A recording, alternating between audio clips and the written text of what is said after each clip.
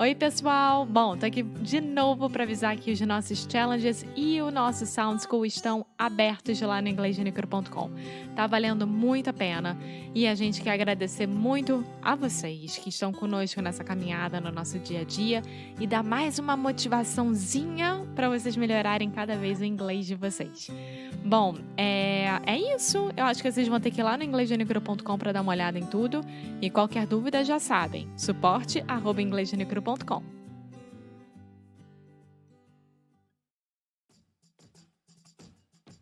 Oi, pessoal, tudo bem? Bom, muito obrigada por estar aqui escutando de novo a gente no Inglês de Nicro Rádio. E eu vou passar aquele recadinho maravilhoso, mas hoje é diferente. Hoje eu quero falar com vocês sobre o Cambly Kids. O Cambly Kids existe e tá aí para qualquer criança de até 15 anos de idade poder fazer aulas de inglês online com professor nativo da língua inglesa. É muito bacana porque funciona que nem o Cambly Adultos, mas para crianças com toda a segurança do mundo. E para você ter uma aula experimental de 30 minutos lá no Cambly Kids, por apenas R$1, é só colocar o código inglês NC Kids. Então o código é inglês NC Kids. É muito fácil, só lembrar de Inglês de Nicru Kids, Inglês NC Kids. É só fazer o login lá no Cambly e em minutos grátis inserir esse código que eu acabei de falar.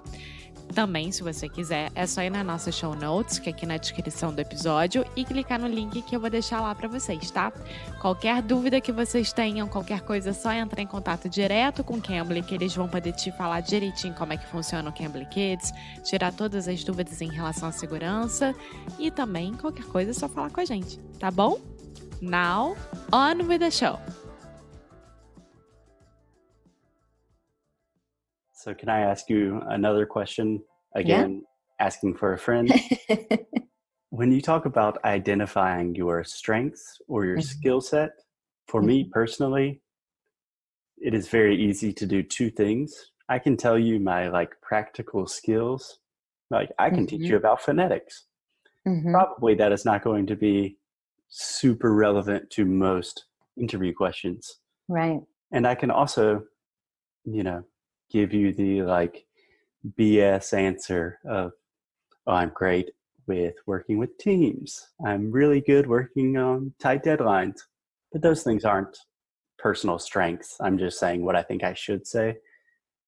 So in the process of actually identifying your skills and strengths, do you have any recommendations apart from years of therapy and business coaching?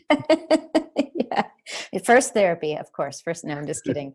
Yeah, definitely. I think there are a few things you can do. And actually, one thing I love doing with my students is I give them a homework assignment. And I said, okay, you're taking a course with me right now, and I'm giving you a real task, a real assignment.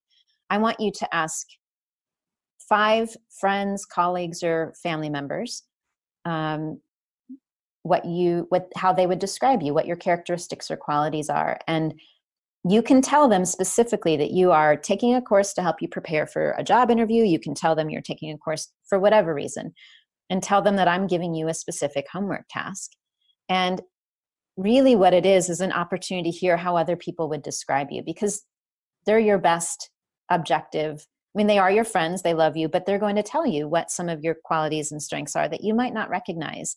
And once you ask a few people, it's really interesting to see how quickly there are patterns that emerge. People will begin to use the same words again and again, even though they haven't talked to each other about it, because those are the things that you demonstrate regularly to your friends, to your coworkers, to your family members. So that's one thing I like to do. Another thing I like to do, you said, maybe in a job interview, you would say, I'm good at meeting deadlines. So I would ask you, Foster, is that true? Are you good at meeting deadlines? No, okay. Even self-imposed deadlines, not good. Not good. Okay. Why is that? When I get stressed, I tend to procrastinate because I don't know, I get overwhelmed, and my natural intuition is to hide from the problem. So, But you just used an interesting word. You said my natural intuition. Not everybody has intuition. How does your intuition help you in different ways, either in your job or in your life? So when it is not hurting me and telling me to run and hide from deadlines and my problems, I think it does help me a lot. I think I have a really strong natural sense of empathy that perhaps some of that is, from a very young age or genetic, but a lot of that has been cultivated from years of teaching and learning and sympathizing with other students and understanding their situation and the battles that they are fighting. So I do think I have a keen intuition of what other people are feeling and how to address their feelings and emotions in a somewhat appropriate and useful way.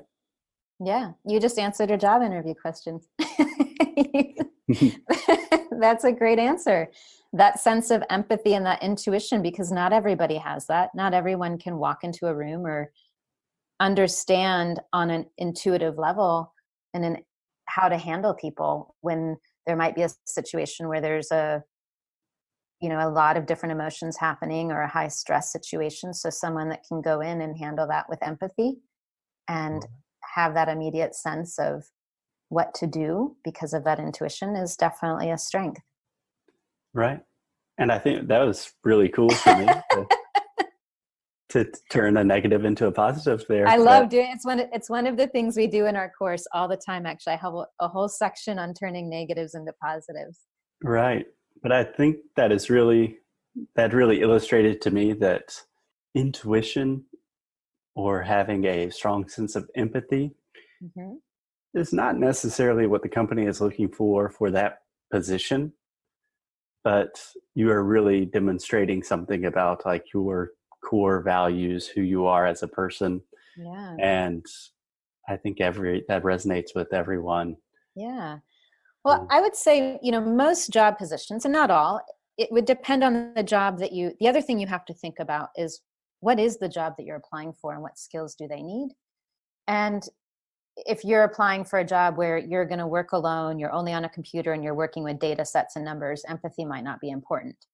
But if you're working in any capacity with people, whether it's customers, clients, team worker, colleagues and team members, potential business partners, any situation in which you're working with someone in any role, empathy is a bonus, because that means that you're going to be able to handle a variety of situations, a variety of emotions, positive and negative, in a more appropriate and gentle or kind way. And I would say that's a real benefit for a lot of companies and job positions. Yeah, I hope so.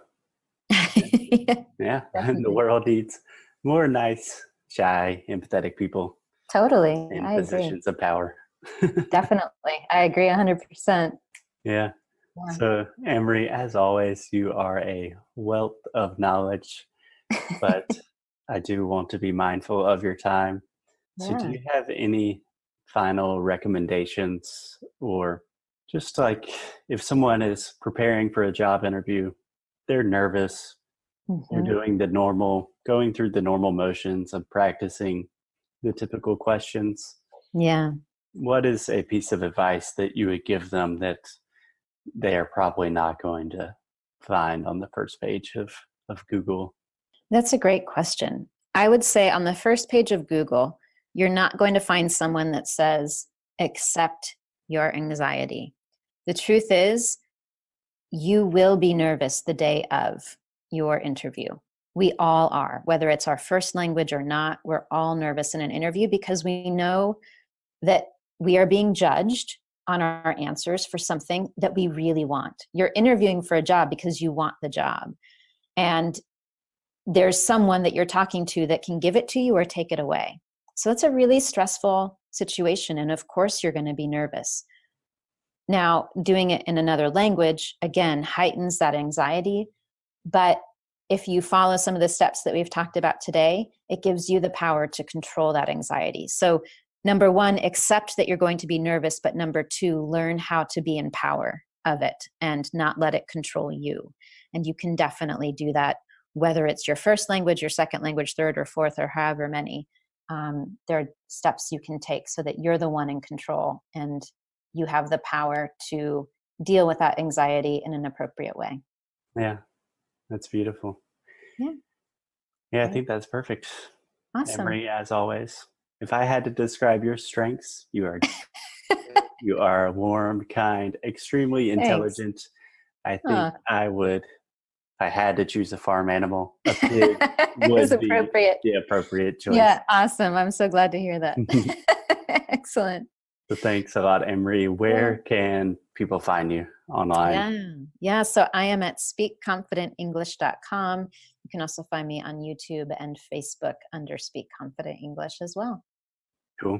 Everyone, check her out. She has so many cool resources, and it's just a delight to talk to.